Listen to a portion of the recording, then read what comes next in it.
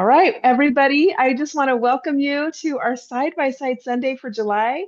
We're going to be talking with Kristal Stapley tonight, and I'm so excited for you to get to know her better. She is amazing, and I am so grateful for what I've learned so far.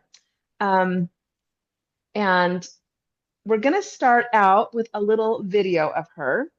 So hold on just a second, and we'll get that started.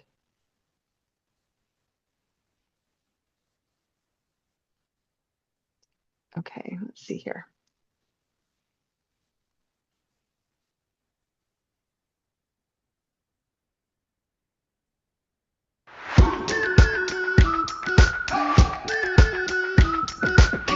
We've been waiting for so long. We've been waiting for this time to begin. We ain't getting any older. I kinda feel a little younger.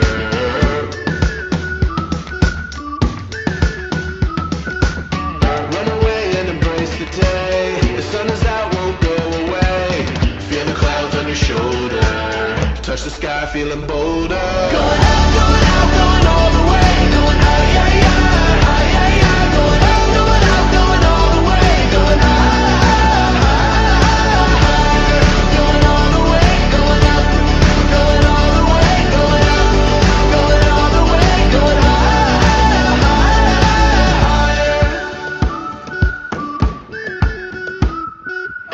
Break the mold, then press repeat. Get 'em up on the edge of their seats. Set your aim a little higher. We're gonna go there.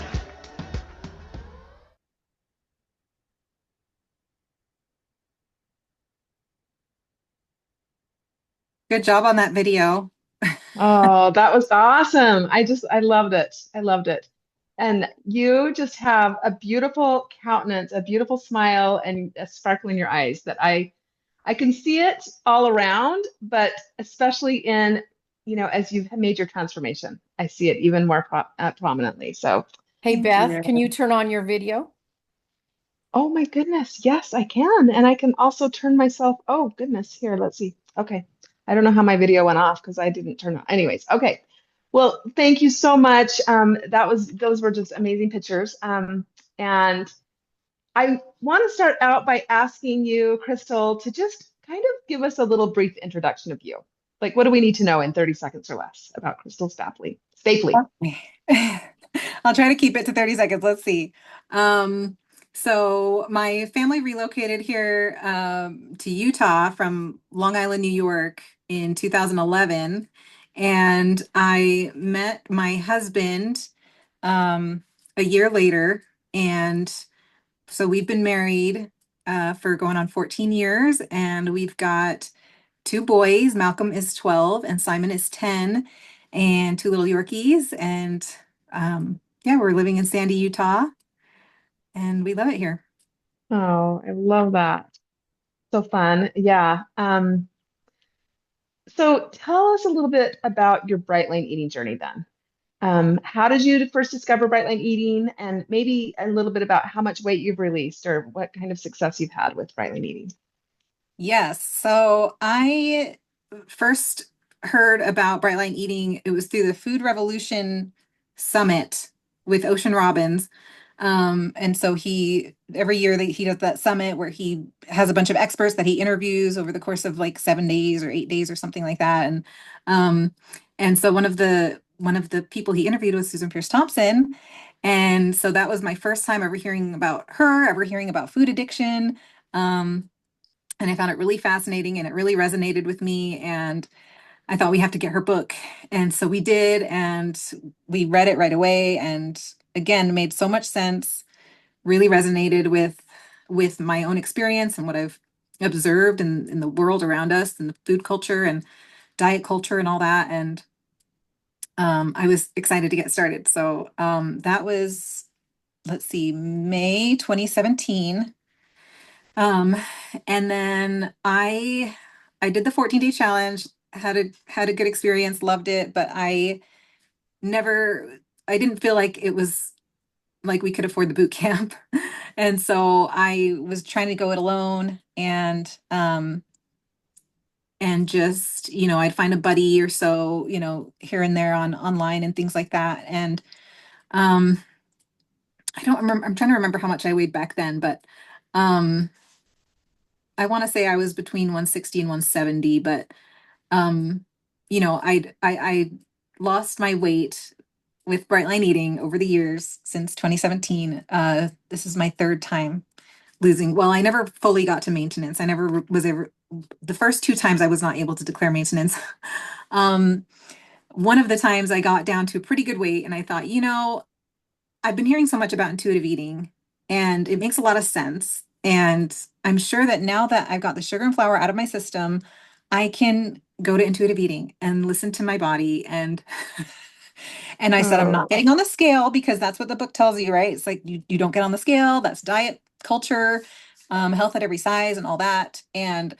Um and I was really trying to adopt that mindset. It sounded very healthy and very happy.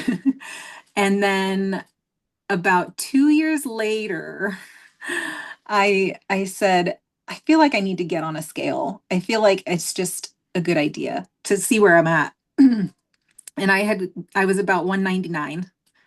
I was like 198.8 or something. And I just could not believe it because I had gotten down to about 140. And so over 2 years, I had put on everything and then some, right? And I was just like, obviously I'm not headed in a good direction here. So something needs to change. Intuitive eating does not work for me. And I really thought I was being pretty reasonable with my food. And so finally, I tried a few different diets back in 2024, and including a different food addiction program, actually. And then finally, end of 2024, I had the opportunity to do the boot camp. And I was ready. I think just over the years with this roller coaster and just where I was at in my life, it just everything lined up and I was ready and I was able to do the boot camp and it made all the difference. And so my highest was 199, and then I was able to lose some weight in 2024. But yeah, from 199 I was able to get down to I'm maintaining 125 right now. mm. So Oh, that's amazing. yeah. It's amazing. And you mentioned when you started Bright Line Eating, you were like 170, one something like that, right? Around Yes. there. And Yeah. then Technically, when I and then you started, ballooned up even more. Yeah, after yeah. with the intuitive eating. Wow. Mhm. Okay, so you mentioned that you've got your two children. Um, how, well, your children and your husband, let me ask you, how have they responded to your Bright Line Eating lifestyle? How do you stay bright in a household where maybe not everybody is following Bright Line Eating right now, right?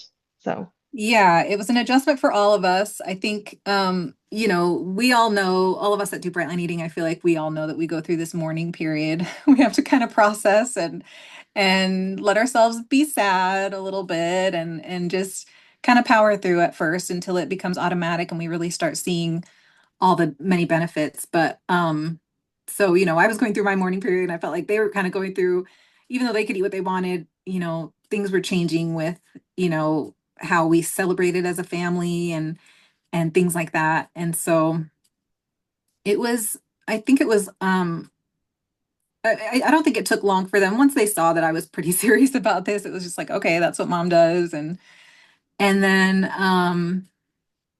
yeah, I think, they've as time passed and as we've looked back on pictures and things like that, and or we'll just talk about things that used to be an issue for us that isn't now. Like I feel like my emotions are more stable, for example, and just realizing how much has changed since I have committed to Bright Line Eating. I think that they really are starting to see this as, okay, this is the best thing for mom to do, um, that it's better for all of us. And yeah, they'll see pictures of me and they're like, I don't remember you being that big. And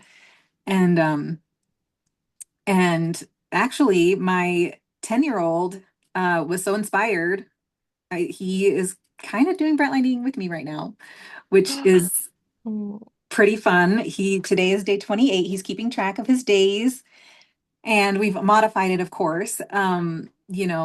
I I just kind of educate him on, sugar and flour and how to read ingredient labels. And he's just really excited about, trying to give himself the best chance that he has of being healthy. So, my husband's been very supportive. He does struggle with different health issues. He got diagnosed with type 2 diabetes shortly after we got married. And and he's had different health issues related to his diabetes. And I think my kids see that, um and so Simon has decided, I'm getting older. I'm I think he just wants something different. I don't know. I It just kind of came out of nowhere. He just decided he wanted to do it. And then my 12-year-old has been inspired as well, and he's trying to cut out processed food and just baby steps, but improve his eating habits. And even my husband's on a healthy eating plan right now, trying to find what works for him. So yeah, I Oh, think you're just inspiring your whole family to greater nutrition and fantastic. Um, all right. Well, I would like to ask a little bit about what role has your faith played in your Bright Line Eating journey? well, I do think that that was one of the things that was different this time around as well. I mentioned I did Bright Line Eating before and didn't have as much success, and I kind of reached this new level of surrender with my food and my eating. And I just was praying. I was praying for God to grant me his grace, and just give me this gift of, I know I'd gotten it before. It takes a lot sometimes to jump into bright line eating. And um and so I needed kind of that window where I felt like I could just jump in both feet again. And um, he gave me that. And I'm so grateful for that. I truly believe that this is the way God wants me to eat personally, not necessarily everybody, but this is this is what God wants me to be doing with my food and keeping my food in check. And just I love how much bright line eating and the gospel seem to go hand in hand. It's just as I've adopted more as I've committed more to bright line eating, I feel like it's strengthened my faith a little bit, and my faith has strengthened my bright line eating journey. I just feel like they're both about fighting the natural man and being intentional. And as I've become more intentional with my food, I become more intentional with my time, I become more intentional with my relationships. And it just has this kind of ripple effect. And it's all things that, you know, we learn about in the scriptures, and all things that we're being counseled to do by the prophets. And, it's so I'm just so grateful that bright line eating has become so much more than a diet and a food plan. It has become a way for me to actually strengthen my faith. And I do feel like I can feel the spirit more strongly now than when I was in the food. And I don't know if other people have that experience, but I definitely have had that experience as well. And I love how you see the correlation between, one helps the other, right? They really do go hand in hand Mhm. um, for overcoming the natural man and for just clearing that fog out of our brain, to be able to see that. So, Yes. um, okay. So, what about your Brightline eating support system? What does that look like? Where do you find the most encouragement? Where do you find the most accountability today? What does your Brightline eating support look like? So today I mostly rely on my buddy Sarah. She's in Texas, and I'm so grateful for her. And I've got my buddy Carolyn as well in Texas, and I'm so grateful for them. I really think it's so important to have people who are doing this and really doing it, really committed to the plan as written, and the science of it, because um one of the times that I tried doing bright line eating and it didn't quite stick was I had this sweetheart of a buddy, love her, and was so grateful to call her friend, but we kept enabling each other. And pretty soon it was almost harder to keep my lines bright because we kind of were just giving each other permission to break our lines.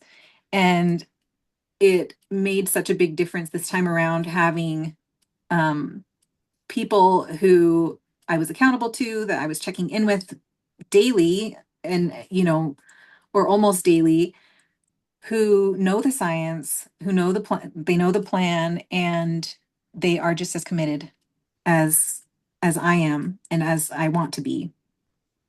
So, Oh, yes. yeah. Yeah, it makes all the difference. Definitely. Um, okay, so what about how do you navigate holidays, celebrations, vacations, family and ward gatherings where non-compliant BLE foods are everywhere? Not my food, right? Everywhere. What do you do? My favorite thing to do is to eat beforehand. Right. I mean, I've kind of I feel like in the beginning of my bright line eating journey, I was really, really, really scared to just leave anything to chance. And I would pack everything that I needed and not plan on anything. Even if I was pretty sure something was going to be there, I would just plan all my own stuff and pack it and bring it. And then as time went on, I thought, now I know what the portions look like. I know how to put together a bright meal, and I would try to kind of put meals together as I was at places, and it would work okay, but I didn't have complete peace with it. And I would either not have enough veggies, or I'm like, did I go over my fat? It's hard to know. And so I went back to just like, if I can eat before I even go, that's my favorite. And then, if the timing doesn't work out, then I bring everything that I need. Um, and yeah, and then just with vacations, it's trickier, right? We're actually going out of town this week. We're headed to California. And the plan is just to hit the grocery store as soon as we get into town. And if we're planning on eating out at a restaurant, we're going to look at the menu ahead of time, try to plan a bright meal based on what they have. And then, I've had to supplement before. If I didn't get enough veggies, I've had a can of green beans in the car, to kind of supplement to make sure that I was full with the right kinds of things and wasn't going to be tempted to eat off plan later, things like that. So just thinking ahead, planning, yeah, preparing when you can, like with your own food. Love that. I know it's been mentioned before. I can't remember if I think it was Shauna Murph, but it might have been Kelly Facer. And I might have heard it from both. And that is always carry your purse veggies with you. You've got some carrots in your purse, you've got some baby tomatoes or some sugar snap peas, they're very totable in your purse, right? So I always like it. carry some purse veggies. I like it. Um, all right. So what daily habits have made the greatest difference in helping you stay bright? You know what? Actually, let's skip that question. Let's skip that Oh, okay. because you. So if someone were just, well, what does your support system outside of Bright Line Eating look like? So who's been supportive of your journey, even if they don't follow Bright Line Eating themselves? Do you have people like Yeah, that? I mean, so my husband and kids have definitely, they're cute because at this point they, like I said, they know that this is something that I'm committed to, and that has helped me in so many different areas of my life, and has helped me become a better version of myself. And so, they'll kind of protect me. They're like, "Oh, you don't need that, mom," or "She doesn't eat that." Sometimes they'll say it before I even have a chance. "She can't eat that," or they'll say, "This doesn't taste good, mom. Don't worry." Stuff like that. So I'm grateful for that. Um, of course, my husband has to put up with a lot with me, taking extra time in the evening to plan my meals or to pack my meals, prepare my meals, whatever. So I'm so grateful for that. Um, and my family of origin has been really great too. I was really, we all, of course, support each other in the things that are important to us. But I remember telling them what I was doing, and they, wow, that's great. Like that's, I have no interest in doing that, but good, good for you, happy for you.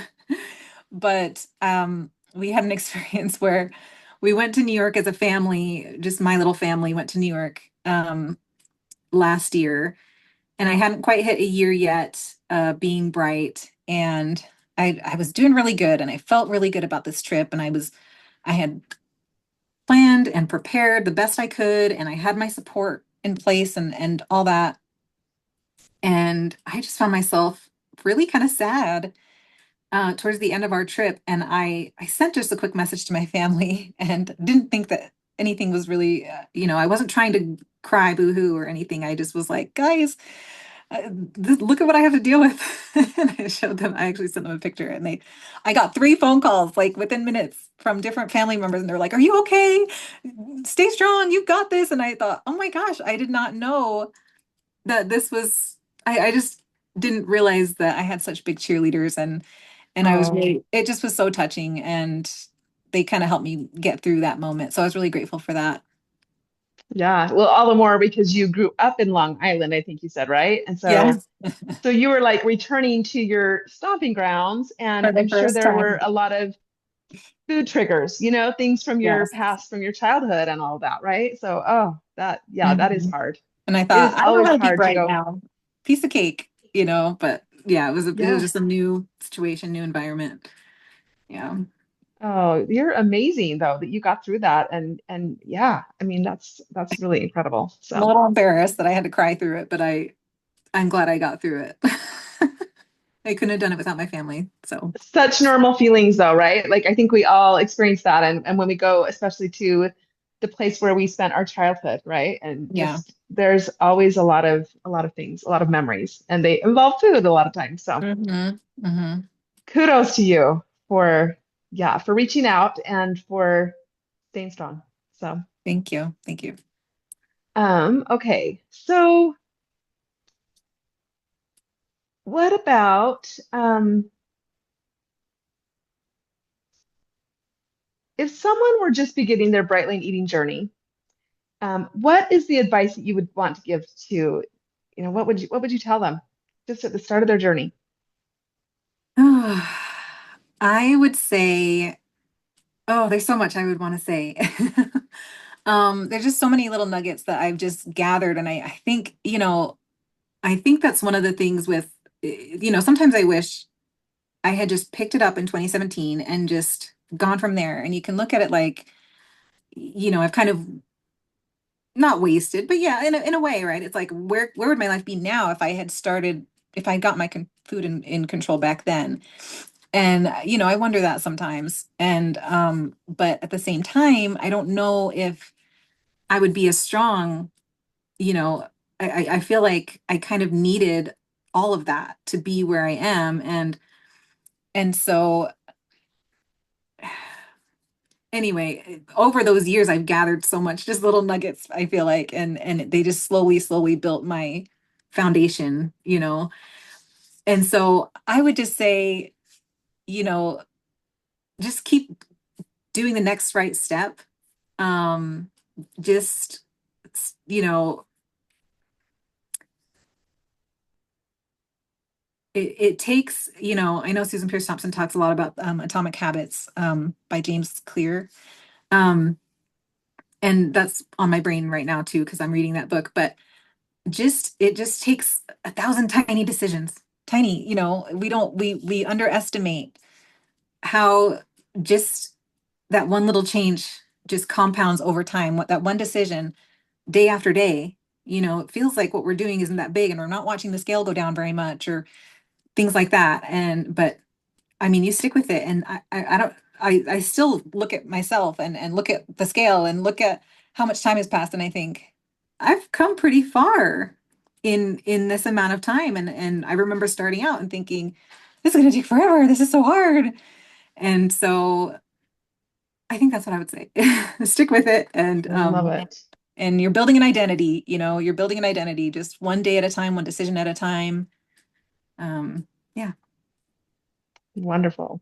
What about if the person that came to you was in the ditch? They'd been doing bright line eating, but they were really in the ditch. Do you have any encouragement to give somebody who is really struggling right now?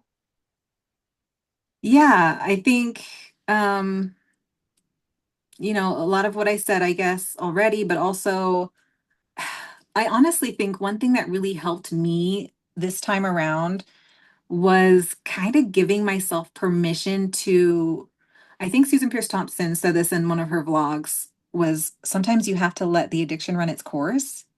And I remember her saying that, and I thought, did I understand her right? What did she mean by that? And sure enough, she said, sometimes you're just not ready to jump on. And I had been in this cycle of I have to be bright, I have to be bright, and then falling off, and then but I have to be bright, I have to.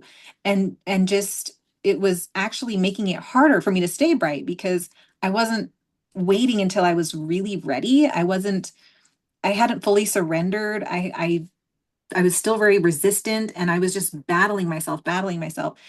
And when I had kind of told myself, you can take as long as you need to start this, because once we start this, we're starting this for real. And then I was also praying.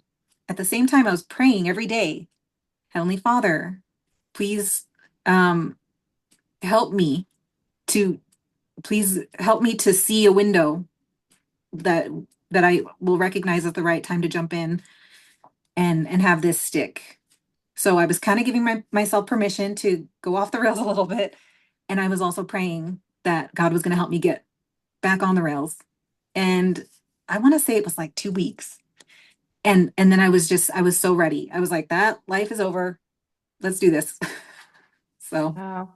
And you've just been super strong ever since. And that was in 2025, you said, right? yeah, end of 2024, End of I was planning on January 1st. I was like, that's going to be the clear thing in my mind. But I got this great buddy group and they were all sending menus and I got so excited and I started December 30th. I was like, I'm ready. Let's do it. Wow, that's awesome. Oh, I love it. And so you just had a really strong program. I know it's been such a joy to watch you and to see you. We were on a getting game team together for a little while, and then you were in my room at the conference, and that was so fun. Yes, I would that love was to fun. ask you, what was your biggest takeaway, or what was the biggest thing at the conference, the biggest thing that really impressed you or helped you?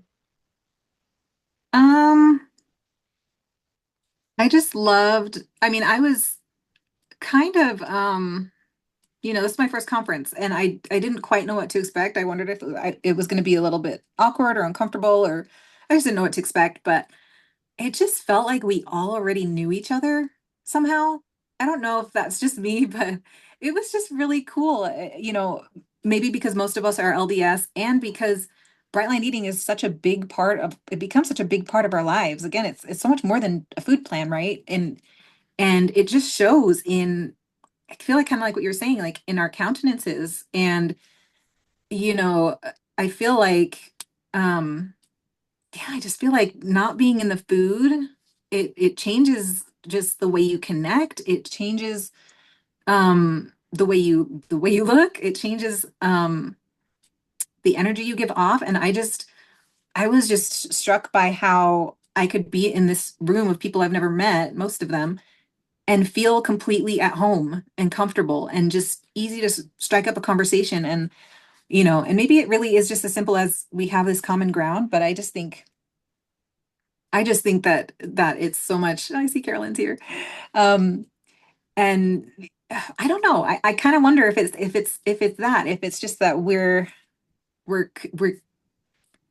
just vibing at the same energy a little bit because we're not in the food, and we can look into each other's eyes, clear eyes, with our own clear eyes. And I don't know, that probably sounds weird, but that was kind of what struck me, I guess, is here's just a bunch of happy people trying to live their best life, and it was fun. That's Yeah. great. Yeah, it was so fun to meet you. And I know Tony Wade has always said, here we're not weird, right? When we're together with other Bright Line eaters, we're not weird. And so That it's a nice feeling. that Like is we're nice. all kind of in the same boat, in the same struggle, but overcoming it right together. And so Mhm. And hearing wonderful. everybody's stories that are different but very much the same. you know, Right. that's Yeah. what's fun. Yeah. Um, all right. And maybe just one more question. Um, what what are some tools that have been really important to you? on your Bright Line Eating journey? The ones that I have, you kind of try a bunch of different ones, I feel like in the beginning, and then you kind of tweak them as you go. And the ones that I've really stuck with or always come back to is planning my food the night before. And that has just changed how I plan my days even. I'm already looking at the next day to figure out, okay, what do I need to be aware of before I plan my breakfast, lunch, and dinner? What's on the calendar during those times so I can make sure that the food is either ready or that it's, ready to make quickly or to eat quickly or to pack with me. And so I'm already kind of reviewing my day, and then that kind of got me into again being more intentional, not just with my food but with my time, and how can I be more intentional with my spare time. And so anyway, so yeah, I would say planning my food the night before. I went away from that for a little bit because my food was very automatic and a lot of it was the same, but I just have so much more peace when I right now I'm typing it out on my phone and I text it to my buddy, and then it's just right there on my phone and I could review it quickly. And and then my 5-year journal and prayer, I would say. So I love that. They keep it simple, but those are yeah, powerful habits, all three of them. Such yeah. great, great tools. All right. Well, thank you so much for all that you've Oh, shared. I I would like didn't to get open to, up. Oh, I was gonna say I didn't get to talk about how I was able to get the boot camp. I don't know if we wanted to talk about that. oh, we wanted to talk about that. That's right. Yeah, yeah, yeah. I want you to tell the story about that. Okay, Absolutely. so I had, you know, back when I first found Brightline Eating, I really didn't think that we could justify the cost. And even though over the years our financial situation changed, and we weren't struggling anymore, I still found it really hard to justify the cost of the boot camp. And so I did apply for the scholarship. And as I mentioned, we weren't really necessarily struggling financially. So I thought there was a good chance I would not be considered for the scholarship. But I explained the whole situation about how I really didn't feel like I could justify it because we had a lot of expenses due to my husband's medical issues with his diabetes and different things. And I explained about how we had already lost my husband's parents at young ages, and due to diabetes complications, and how I wanted to set an example for my husband and my kids, and how I'd had success with Brightline Eating in the past, and I knew that it worked, but I just needed something a little bit more.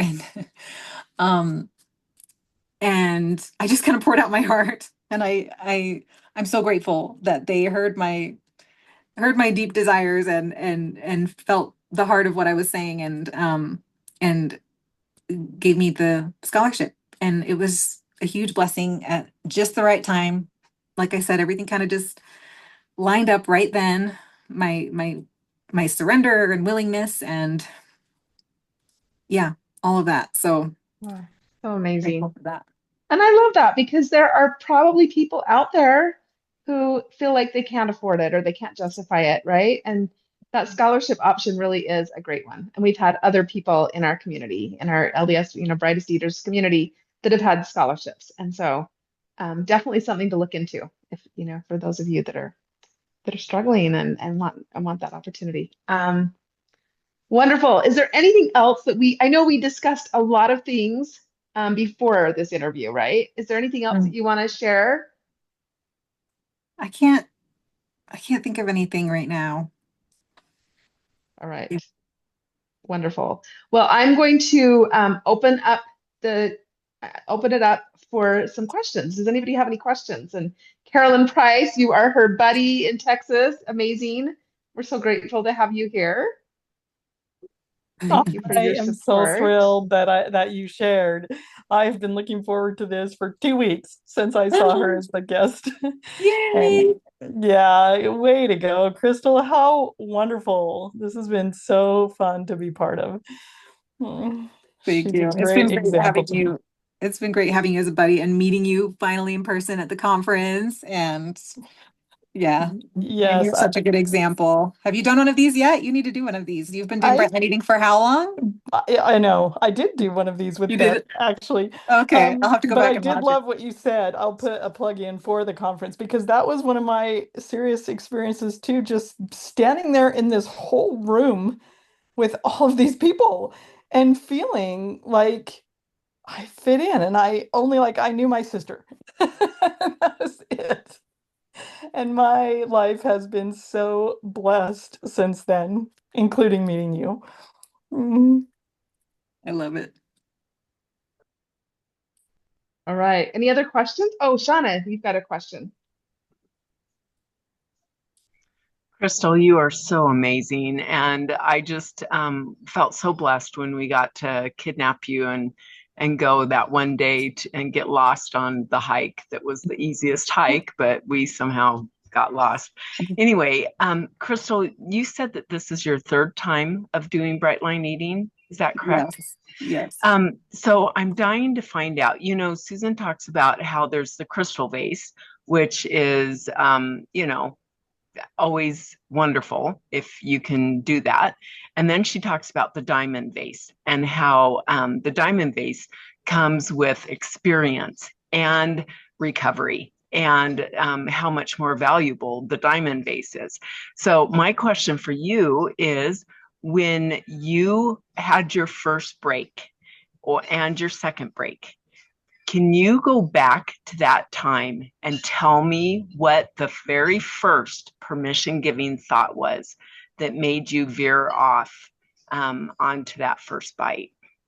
Ooh, that's a good question. And thank you for the kind words. I loved getting to meet you in person and I loved our little adventures at the conference. Um, I think the first thing that I could think of was just, before you fully understand the science, I feel like, and you've lived through it and all that, I thought we're going on vacation and it's just for a weekend, super quick vacation, and I'll just jump right back on my program as soon as I'm back. Should be no sweat. I already know I love to eat this way. I already know it works for me. I don't even want to really eat that way most of the time, but this is just going to be easier. It's going to be less stressful for everyone else there. Um, I don't have to pack as much and I'll just, I'll go along to get along and just jump right back on. And it took me so long to jump back on again after that. So, and now I've learned it's worth that extra effort to protect your peace and to protect your program long term. Thank Oh, you. that's beautiful. Thank you. That was a great question. All right. Anybody else? Kristal has a lot of knowledge and wisdom to impart. So if you have any questions, she is It's nice. okay. Uh, well, thank you all for being here tonight. We really appreciate it. And we look forward to the next Side by Side Sunday. But thank you again, Kristal, for being here. You Thank are a delight. you. You Thank truly you. are just amazing. So, Thanks for thinking of me for this. It's an awesome opportunity. Thanks for everyone tuning in. all right. Bye bye. Have a happy Sunday. Bye.